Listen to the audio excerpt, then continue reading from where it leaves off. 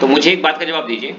देखो ऊपर क्या लिखा हुआ है, ऊपर लिखा हुआ है या तो आप बोल दो लाप्लास ट्रांसफॉर्म किसकी, एक्स ऑफ टी की, या फिर आप ये बोल दो Fourier transform x of t into में ई की पावर माइनस सिग्मा टी की, ये कन्वर्ज हो रही है। तो मुझे बताओ अगर आप ये वाली इक्वेशन देखेंगे तो इसमें आप क्या बोलेंगे, जब ये एस डोमेन है ना, एस है, तो आप क्या बोल दो कि भाई Laplace transform of x of T, ये कन्वर्ज होनी चाहिए। कन्वर्ज का मतलब आपको बताइए कि भाई वो इन्फिनिटी नहीं आना चाहिए।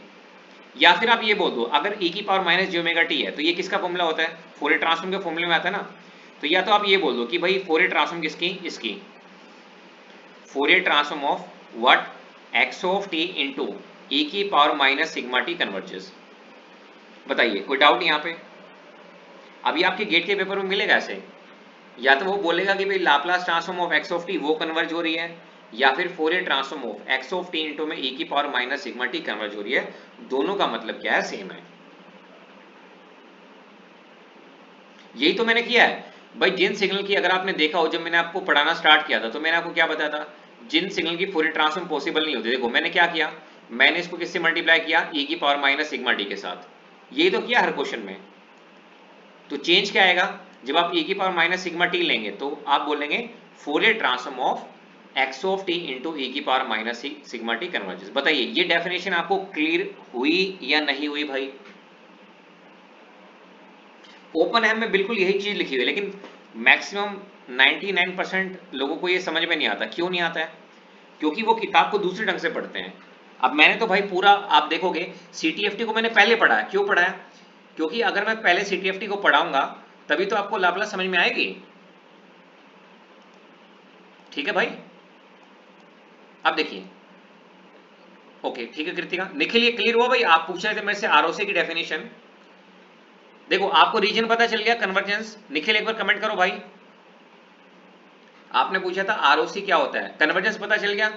कन्वर्जेंस का मतलब क्या है, रीजन का मतलब है कि उसको हम एस डोमेन में प्लॉट कर देंगे। क्या कर देंगे, एस प्लॉट में। ठीक है भाई। तो आपको मैंने क्या बताया, ठीक है कृतिका, ये याद रखना। अगर सिग्नल राइट साइडेड होगा तो आरओसी राइट साइड होगी, आप उस पोल को छोड़ेंगे। अगर सिग्नल लेफ्ट साइडेड होगा तो आरओसी लेफ्ट साइड होगा, आप उस पोल को छोड़ेंगे। अगर सिग्नल फाइनाइट ड्यूरेशन का है और एब्सोल्युटली इंटीग्रेबल है तो आरओसी क्या होगी भाई, पूरा का पूरा एस प्लेन अपनी आरओसी होगी। तो मैं मान के चल रहा हूं कि सभी को ये चीजें क्लियर हो गई है, मैं ये मान के चल रहा हूं। अब देखिए, अब पहली प्रॉपर्टी देखिए, जो किताबों में लिखी रहती है मैं वही स्टेटमेंट यूज करूंगा यहां पे, ताकि जब आप कभी, अगर मैं अवेलेबल ना हो तो जब आप किताब पढ़ें तो आपको समझ में आए। देखिए पहली प्रॉपर्टी क्या है, पहली प्रॉपर्टी ये है, ROC of Laplace transform, ROC of Laplace transform consist of strips, note करते रहेगा, consist of strips parallel to j omega axis, parallel to j omega axis. ये आपको हर किताब में लिखा रहेगा। अब आपको हमने बताया एस प्लेन के बारे में कि भाई ये आपके पास सिग्मा है, ये माइनस सिग्मा है, ये जी ओमेगा है, ये माइनस जी ओमेगा है।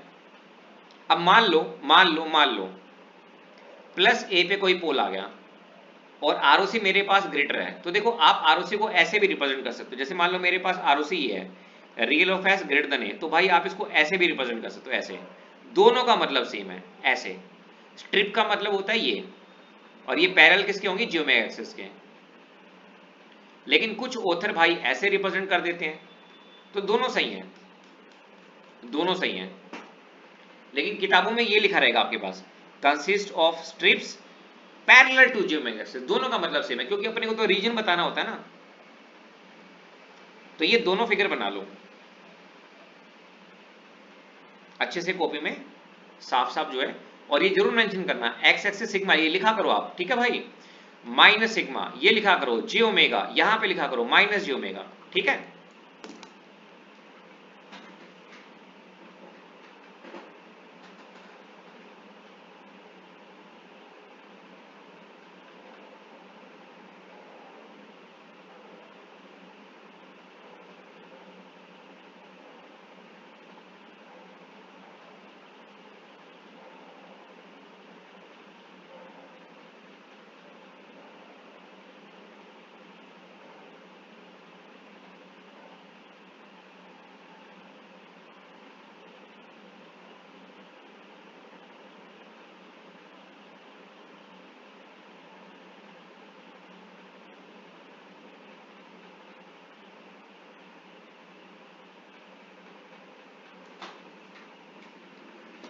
अब देखिए दूसरी प्रॉपर्टी के बारे में बात करते हैं।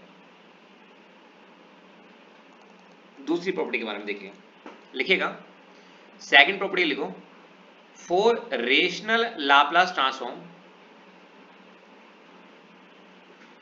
For rational Laplace transform ROC does not contain any pole. ROC does not contain any pole. अब देखो रेशनल का मतलब क्या है, जैसे मान लो रेशनल का मतलब होता है न्यूमरेटर और डिनोमिनेटर की फॉर्म है। जैसे मान लो आपके पास ये आ गया 1 डिवाइड में s प्लस ए, और पोल कहां पे है, मान लो माइनस ए पे है। ROC कुछ भी उससे फर्क नहीं पड़ता। तो मुझे बताओ, अगर पोल तो माइनस ए पे है ना, तो अगर आपने इसको माइनस ए पुट कर दिया तो ये आपके पास क्या बन जाएगा बताओ, 1/0, और 1/0 क्या होता है, इन्फिनिटी। इसीलिए इसीलिए इसीलिए ROC कभी भी पोल पे कन्वर्ज नहीं होती है। ये आपसे इंटरव्यू पूछा जा सकता है। ROC नेवर, याद रखिएगा, ROC never never never converge at a pole, at a pole. ये गेट में MSQ में भी आ सकता है कि ROC कभी भी पोल पे कन्वर्ज नहीं होते। क्यों नहीं होते बताओ, because capital X of S becomes infinite, और अगर वो इनफाइनाइट बन गया तो फिर इस्तेमाल करने का कोई फायदा है ही नहीं। तो बताओ फिर ROC क्या होगी, ROC भाई या तो आपको ग्रेटर देन माइनस ए लेनी पड़ेगी या फिर लेस देन माइनस ए, अगर सिग्नल राइट और लेफ्ट है। फाइनाइट ड्यूरेशन में तो अपने पास आप ले लो पोल को, वो इन्फिनिटी बनेगा ही नहीं, है ना। आपको मैंने अभी 2 क्वेश्चन प्रूव करके दिखाए। तो अगर फाइनाइट ड्यूरेशन होगा तो उसमें पोल ले लो, इन्फिनिटी बनेगा ही नहीं वो।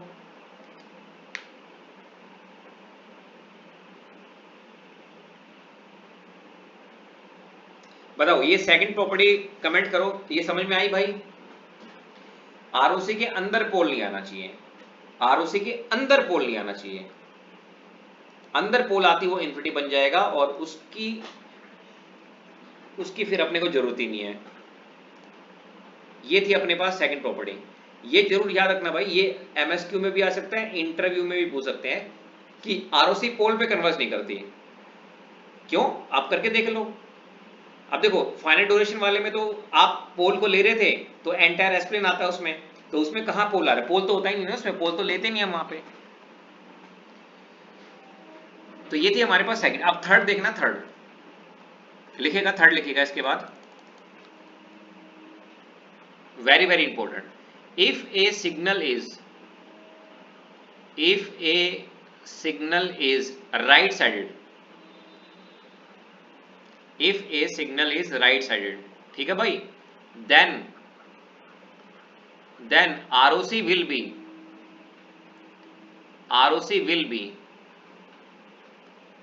right to the rightmost pole, right to the rightmost pole। अगर सिग्नल राइट साइडेड है तो ROC क्या होगी भाई, right to the right most pole होगी। कैसे होगी अभी आपको एग्जांपल लेके बताते हैं, देखिए सुनेगा मेरी बात ध्यान से। अब ये तो आप सबको पता है कि भाई सिग्नल राइट साइडेड है तो ROC भी क्या होगी, राइट साइडेड होगी। मान लो मेरे पास 2 पोल हैं, पोल कहीं पे भी लाई कर सकते हैं, इट डज नॉट मैटर। एक पोल मान लो मेरे पास 2 पे है और एक पोल मेरे पास 4 पे है, दोनों की ROC राइट साइडेड है, तो real of S greater than 2 है और real of S greater than 4 है। अब ध्यान सुनना मेरी बात, अगर मैं ROC को 2 से ग्रेटर ले लूंगा, 2 से ग्रेटर ले लूंगा, तो बताओ ROC के अंदर क्या आ गया, पोल आ गया। तो ROC के अंदर पोल आते वो क्या बन जाएगा, unstable.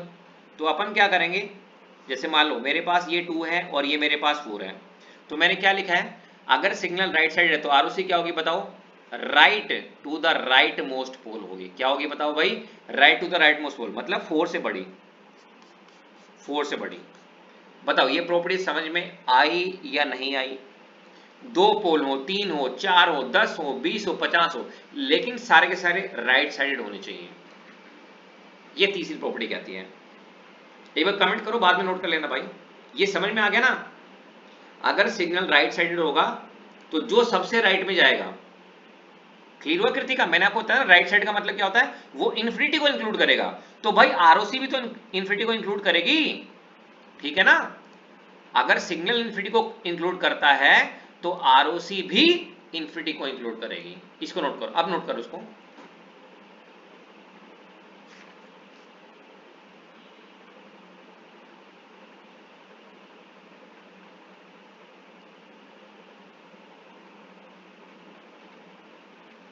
So if a signal is right sided, then ROC will be right to the rightmost pole.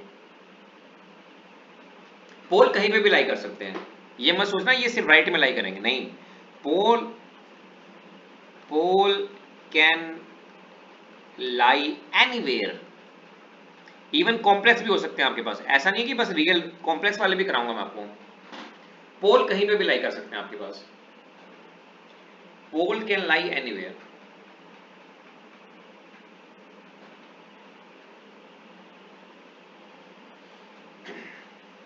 तो याद रखिएगा, अगर सिग्नल राइट साइडेड है तो आरओसी क्या होती है, आरओसी होती है right to the right most pole.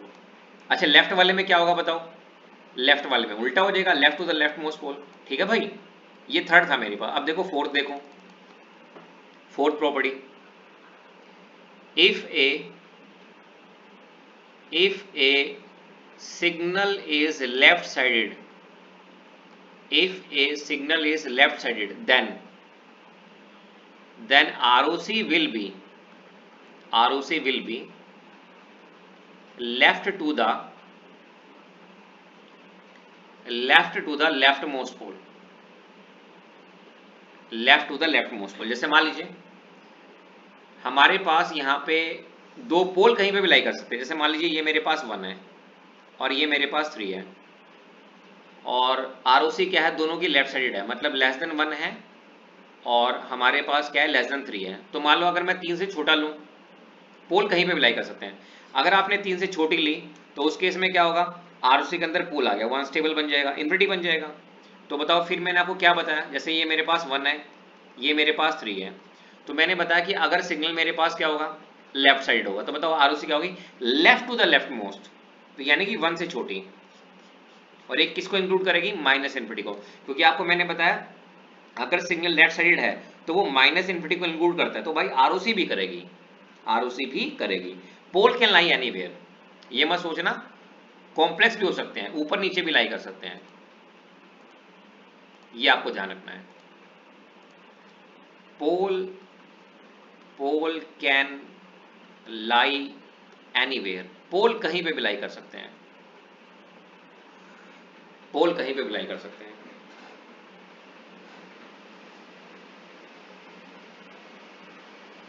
अब एक लास्ट प्रॉपर्टी रहेगी, देखो लेफ्ट साइड करा दिया मैंने आपको, राइट साइड करा दिया, अब कराते हैं आपको टू साइडेड, ठीक है भाई? तो लास्ट प्रॉपर्टी के बारे में बात करते हैं, टू साइडेड। देखिए, if A signal is two sided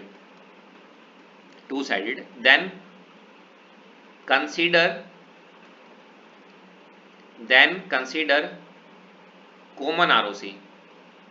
कैसे, देखो जैसे मान लो अपने को दो पोल गिवन है, एक है 2 पे एक है 4 पे, और आरओसी क्या है बताओ, आरओसी है real of s greater then 2, 2 से बड़ी होनी चाहिए और 4 से छोटी होनी चाहिए, ठीक है? ये फाइनाइट ड्यूरेशन के नहीं है भाई, ये मत सोचना कि ये फाइनाइट है, नहीं, दो अलग अलग है, एक में यूटी है, एक में यू ऑफ माइनस टी है। कल कराऊंगा क्वेश्चन इसके ऊपर। तो देखो दो से बड़ी का मतलब क्या है, आपके पास ये 2 से बड़ी हो जाएगी, ठीक है भाई? और 4 से छोटी का मतलब क्या है, ये है। तो इसको लिखोगे कैसे, इसको आप लिखोगे ऐसे, 2 से बड़ी, आरओसी को ऐसे लिखा जाता है, 2 से बड़ी और 4 से छोटी, ऐसे लिखोगे। तो टू साइडेड में क्या होगा बताओ, टू साइडेड में आपके पास कॉमन आरओसी होगी, फाइनाइट वाले में तो एंटायर होता है, वो अलग है। तो आपको हमने क्या बताया, left sided, right sided, two sided. तो टू साइडेड में क्या होगा बताओ भाई, कॉमन आरओसी होगी।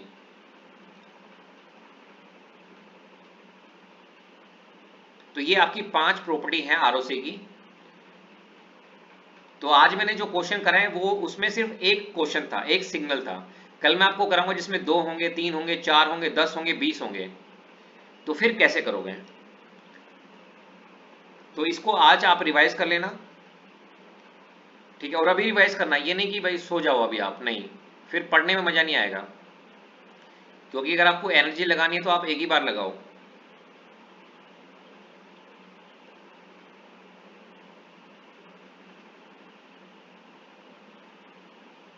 ठीक है, तो मैं क्लास यहीं पे छोड़ रहा हूं आज। कोई डाउट हो तो बताओ।